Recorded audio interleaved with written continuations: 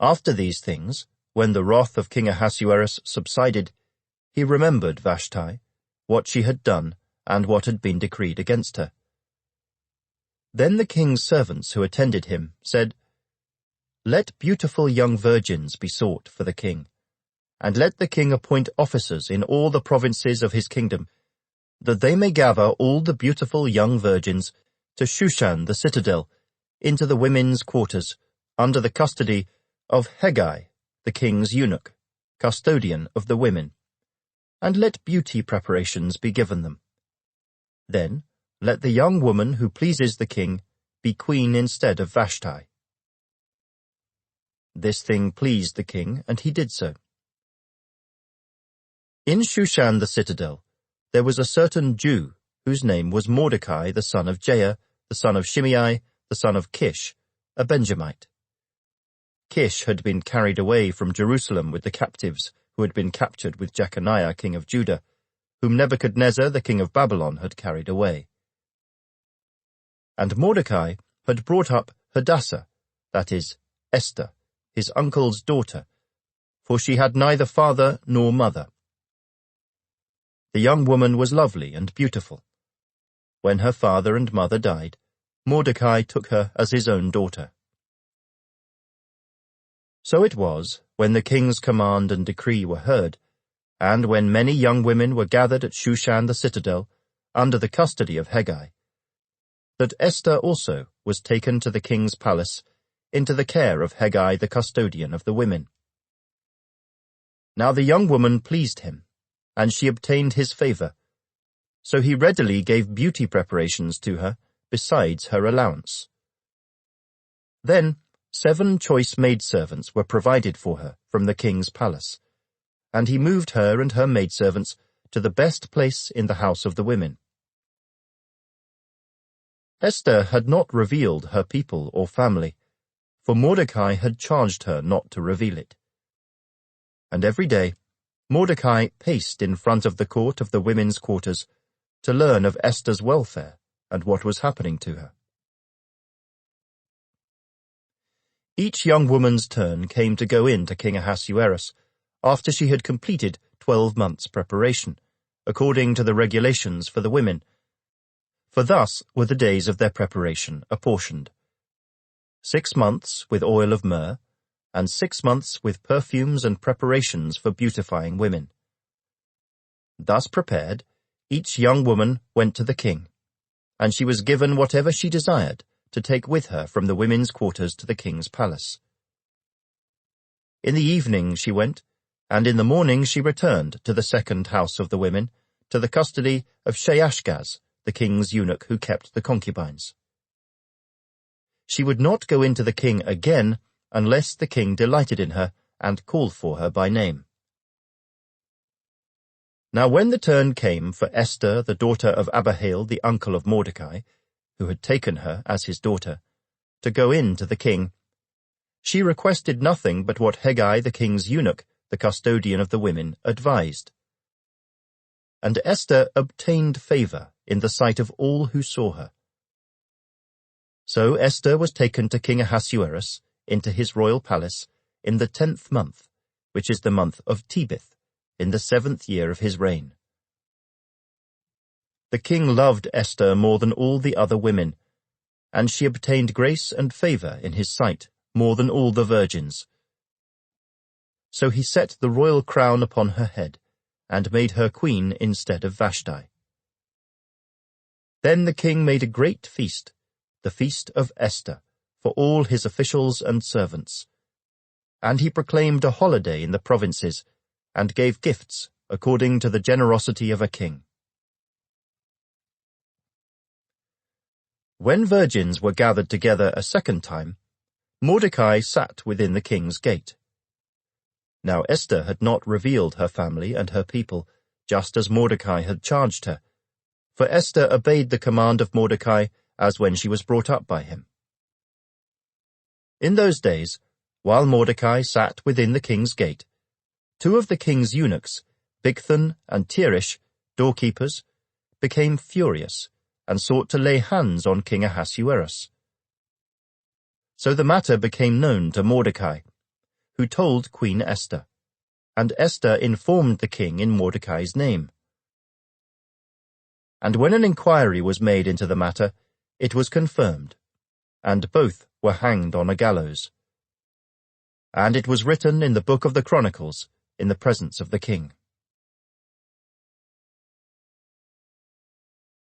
Chapter 3. After these things, King Ahasuerus promoted Haman, the son of Hammedatha the Agagite, and advanced him and set his seat above all the princes who were with him. And all the king's servants who were within the king's gate bowed and paid homage to Haman, for so the king had commanded concerning him.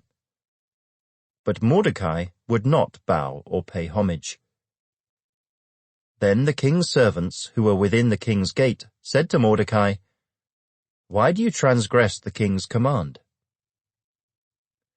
Now it happened, when they spoke to him daily, and he would not listen to them, that they told it to Haman, to see whether Mordecai's words would stand. For Mordecai had told them that he was a Jew. When Haman saw that Mordecai did not bow or pay him homage, Haman was filled with wrath. But he disdained to lay hands on Mordecai alone, for they had told him of the people of Mordecai. Instead, Haman sought to destroy all the Jews who were throughout the whole kingdom of Ahasuerus, the people of Mordecai. In the 1st month, which is the month of Nisan, in the 12th year of King Ahasuerus, they cast pur, that is, the lot, before Haman to determine the day and the month, until it fell on the 12th month, which is the month of Adar. Then Haman said to King Ahasuerus, "There is a certain people scattered and dispersed among the people in all the provinces of your kingdom. Their laws are different from all other peoples, and they do not keep the king's laws. Therefore, it is not fitting for the king to let them remain. If it pleases the king, let a decree be written that they be destroyed, and I will pay 10,000 talents of silver into the hands of those who do the work, to bring it into the king's treasuries." So the king took his signet ring from his hand, and gave it to Haman, the son of Hammedatha the Agagite, the enemy of the Jews. And the king said to Haman, "The money and the people are given to you, to do with them as seems good to you." Then the king's scribes were called on the 13th day of the 1st month, and a decree was written, according to all that Haman commanded, to the king's satraps, to the governors who were over each province, to the officials of all people, to every province according to its script, and to every people in their language. In the name of King Ahasuerus it was written, and sealed with the king's signet ring.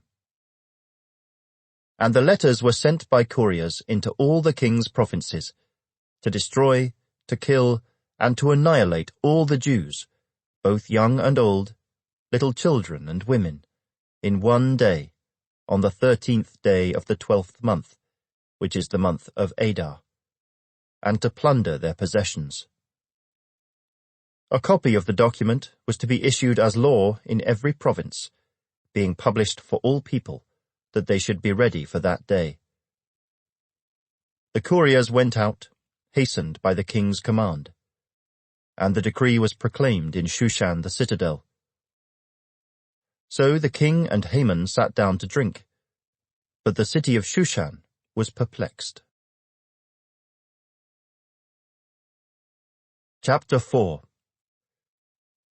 When Mordecai learned all that had happened, he tore his clothes, and put on sackcloth and ashes, and went out into the midst of the city. He cried out with a loud and bitter cry. He went as far as the front of the king's gate, for no one might enter the king's gate clothed with sackcloth.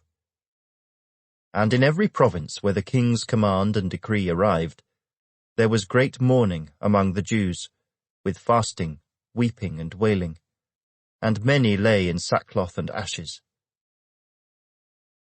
So Esther's maids and eunuchs came and told her, and the queen was deeply distressed, Then she sent garments to clothe Mordecai and take his sackcloth away from him, but he would not accept them.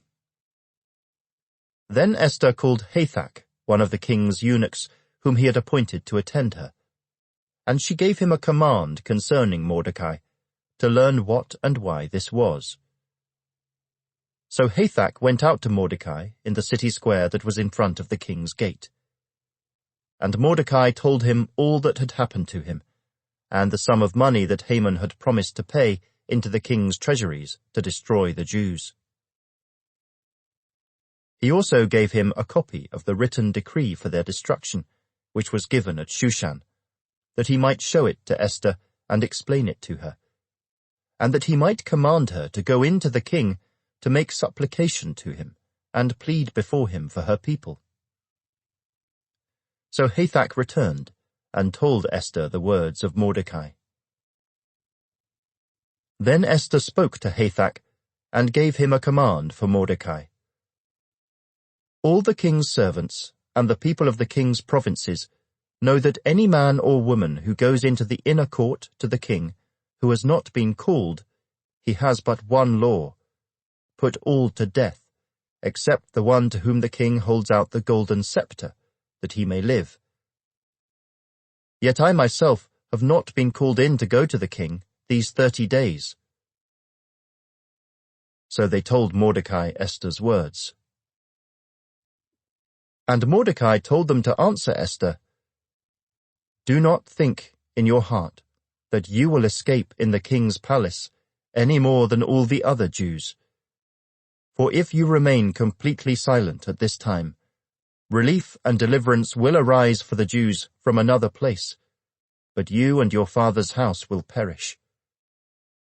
Yet who knows whether you have come to the kingdom for such a time as this?" Then Esther told them to reply to Mordecai, "Go, gather all the Jews who are present in Shushan, and fast for me. Neither eat nor drink for 3 days, night or day. My maids and I will fast likewise. And so I will go to the king, which is against the law. And if I perish, I perish." So Mordecai went his way, and did according to all that Esther commanded him. Chapter 5. Now it happened on the 3rd day that Esther put on her royal robes and stood in the inner court of the king's palace